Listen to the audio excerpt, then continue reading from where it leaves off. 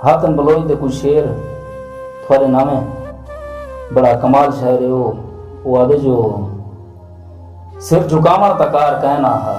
हाँ सिर झुकावण तकार कहना है, ना बचावण तकार कहना है। हाँ शेर दिखाए जो सही रुमावण हकार नैना को रात रुमावण तकार कहना है। सही रुमावण हकार नैना को रात रुमावण तकार कहना है। ते दिल बटावण दे बाद कहीं हिले रंग बटावण तकार कहना है।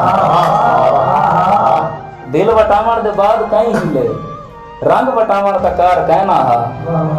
बड़ा कमाल शेर में मेरा जाती तौर पे बांधे जो सिर लहावण हकार दुश्मन दा पग लहावण तकार कहना है। सिर लहावण हकार दुश्मन दा पग लहावण तकार कहना है। सिर झुकावण तकार कहना है, ना बचावण तकार कहना है।